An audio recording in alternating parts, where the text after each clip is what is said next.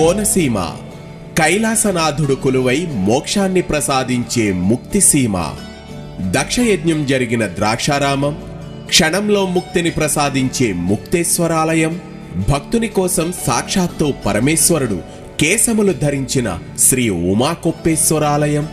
ఇలా పేర్లు ఏవైనా సాక్షాత్తు ఆ పరమేశ్వరుడు కొలువు తీరిన కైలాసమే ఈ కోనసీమ.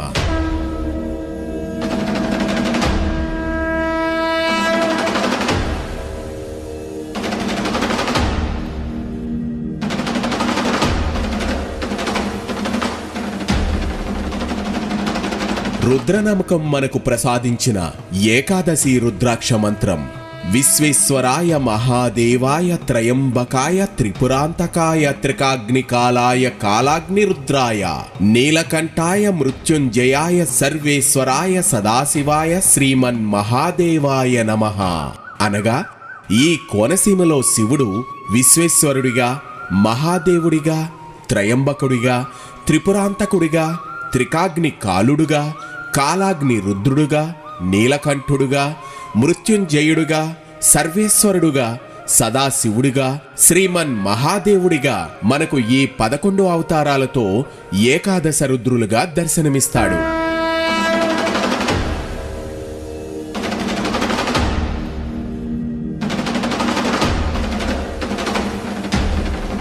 ఈ ఏకాదశ రుద్రులు నవ్యాంధ్రప్రదేశ్లోని తూర్పుగోదావరి జిల్లా కోనసీమ ప్రాంతంలో నెలకొని ఉన్నారు. ప్రతి సంవత్సరం కనుమ పండుగ రోజు జగ్గన్న తోట ప్రభల తీర్థంలో ఈ ఏకాదశ రుద్రులు సమావేశమవుతారు. అలా సమావేశమైన ఏకాదశ రుద్రులను ఒకే చోట చూస్తే మంచిదనే విశ్వాసంతో వేలాది మంది భక్తులు జగ్గన్న తోటకు విచ్చేస్తారు. ఈ ఏకాదశ రుద్రులలో మొదటివాడు విశ్వేశ్వర రుద్రుడు వ్యాఘ్రేశ్వరం. ఈ గ్రామానికి వ్యాఘ్రేశ్వరం అనే పేరు ఎలా వచ్చింది అంటే, ఒక పులి బ్రాహ్మణుడిని వేటాడేందుకు ప్రయత్నించింది. అతను గొప్ప శివభక్తుడాయే. పులి తరుముతున్న తరుణంలో భయపడి అతను చెట్టుపైకెక్కి శివనామ జపం చేస్తాడు.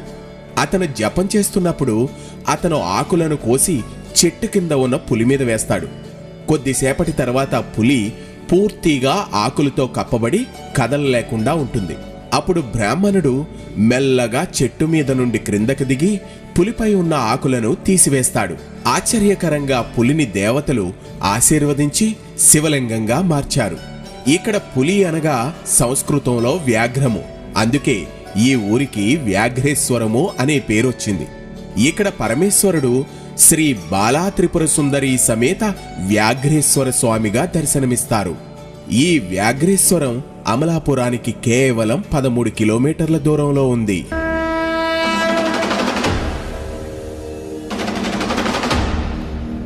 ఇక ఈ ఏకాదశ రుద్రులలో రెండవ లింగము మహాదేవ రుద్రుడు కె పెదపూడి గ్రామం. ఇక్కడ స్వామివారు శ్రీ పార్వతీ సమేత మేనకేశ్వర స్వామిగా దర్శనమిస్తారు. ఇక్కడ స్వామివారి స్థల పురాణం ప్రకారం పూర్వకాలంలో విశ్వామిత్రుని తపోభంగం చేసిన తరువాత మేనక స్వర్గానికి వెళ్లడానికి ప్రయత్నించగా ఆమె వెళ్లలేకపోతుంది.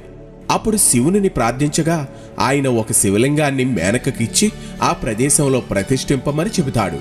మేనక ఆ లింగాన్ని కృష్ణరాయుడు పెదపూడి అనగా కె పెదపూడి గ్రామంలో ప్రతిష్ఠించి స్వర్గానికి వెళ్ళిందని పురాణ కథ. మేనకచే ప్రతిష్ఠింపబడుటచే మేనకేశ్వర స్వామి అని పిలువబడుతుంది. ఈ పెదపూడి గ్రామం ముందు మనం దర్శించుకున్న వ్యాఘ్రేశ్వర స్వామి దేవాలయానికి కేవలం 5 కిలోమీటర్ల దూరంలో ఉంటుంది.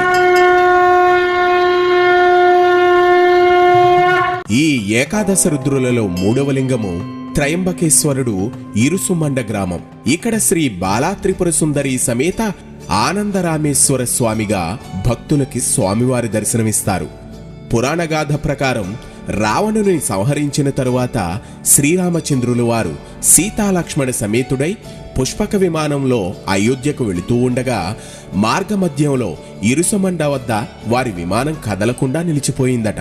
అప్పుడు శ్రీరామచంద్రులు వారు శివుని ప్రార్థించి ఇక్కడ ఒక శివలింగాన్ని ప్రతిష్ఠించినని, అప్పుడు వారి పుష్పక విమానం ముందుకు కదలగా వారందరూ ఆనందభరితులయ్యారట. రామునిచే ప్రతిష్ఠింపబడినది కావున రామేశ్వరుడని, అందరికీ ఆనందదాయకమగుటచే ఆనందరామేశ్వరుడని పిలువబడుతున్నాడు. ఈ ఇరుసుమండ గ్రామం ముందు మనం దర్శించుకున్న కే పెదపూడి గ్రామానికి కేవలం 5 కిలోమీటర్ల దూరంలో ఉంది.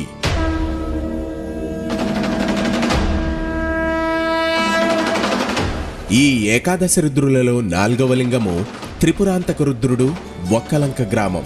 శ్రీ అన్నపూర్ణ సమేత విశ్వేశ్వర స్వామిగా స్వామివారి దర్శనమిస్తారు. పురాణగాథ ప్రకారం తారకాసురుని పుత్రులు ముగ్గురు 3 పురములుగా మారి త్రిపురాసురులుగా పేరొందినారు. దేవతలందరూ త్రిపురాసురులను సంహరింపమని శివుని ప్రార్థించగా వారిని శివుడు సంహరించి ఒక్కలంక గ్రామంలో శివలింగ రూపంలో ఆవిర్భవించినని పురాణగాథ. అప్పుడు ఆ గ్రామపు బ్రాహ్మణోత్తములచే శివలింగమును ప్రతిష్ఠింపబడి విశ్వేశ్వరునిగా పిలువబడుతున్నాడు. ఈ ఒక్కలంక గ్రామం ముందు మనం దర్శించుకున్న ఇరుసుమండ గ్రామానికి కేవలం 4 కిలోమీటర్ల దూరంలో ఉంటుంది. ఈ ఏకాదశ రుద్రులలో 5వ లింగము త్రికాగ్ని కాలరుద్రుడు, నేదునూరు గ్రామం. ఇక్కడ సర్వమంగళ పార్వతీ సమేత శ్రీ చెన్న మల్లేశ్వర స్వామిగా స్వామివారు భక్తులకి దర్శనమిస్తారు. ఇక్కడ స్థల పురాణం ప్రకారం 3 అగ్నుల యందు హోమం చేసిన ద్రవ్యాలను స్వీకరించి పరమేశ్వరుడు లింగరూపాన్ని పొందుట చేత త్రికాగ్ని కాలునిగా పిలువబడి అగస్త్య మహర్షిచే ఈ నేదునూరు గ్రామంలో ప్రతిష్ఠింపబడి శ్రీ ఉమాచెన్న మల్లేశ్వర స్వామిగా కొలవబడుచున్నాడు అని ప్రతీతి. ఈ నేదునూరు గ్రామం ముందు మనం దర్శించుకున్న ఒక్కలంక గ్రామానికి కేవలం 6 కిలోమీటర్ల దూరంలో ఉంది.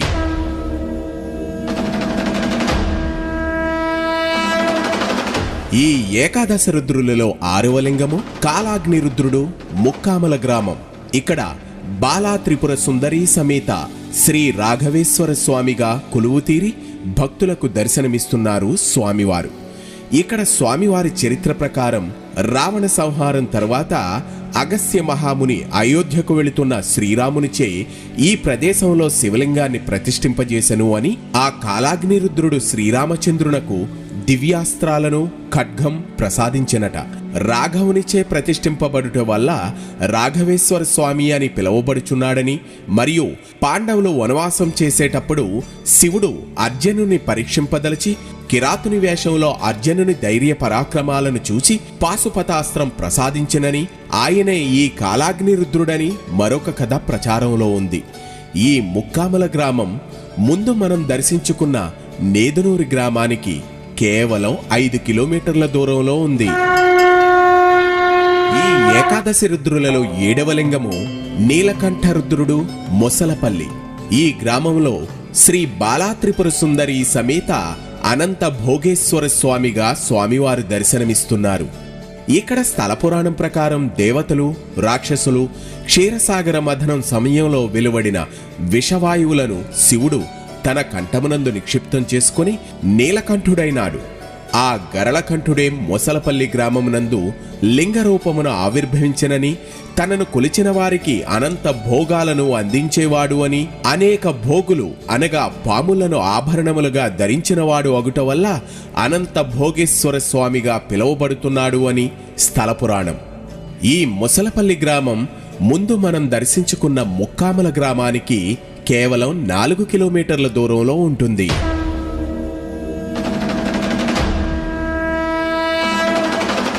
ఈ ఏకాదశ రుద్రులలో 8వ లింగము మృత్యుంజయ రుద్రుడు, పాలగుమ్మి గ్రామం.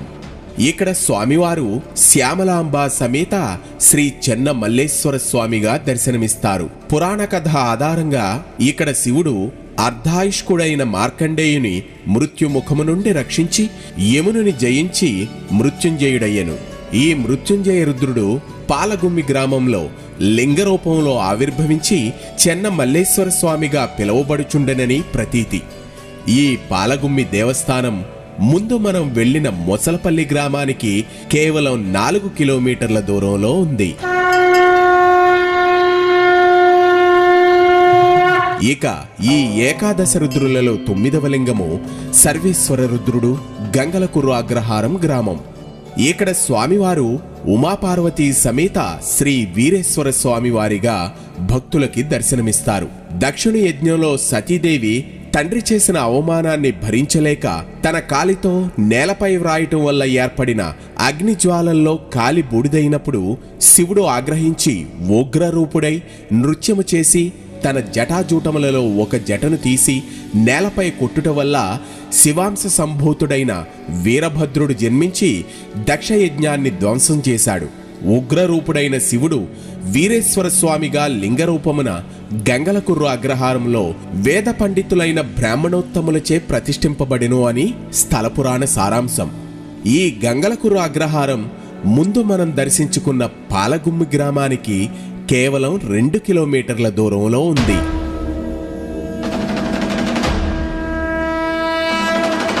ఈ ఏకాదశ రుద్రులలో 10వ లింగము సదాశివ రుద్రుడు, గంగలకుర్రు గ్రామం.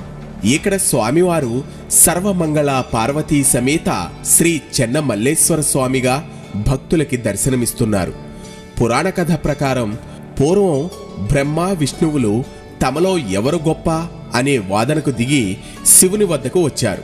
అప్పుడు శివుడు ఆద్యంతము లేని లింగరూపమును ధరించి బ్రహ్మను తన శిరస్సును చూచి రమ్మనెను, విష్ణువును తన పాదాలను చూచి రమ్మనెను. విష్ణువు శివుని పాదములను కనుగొనలేక తిరిగి వచ్చి నేను చూడలేకపోయితినని చెప్పాను.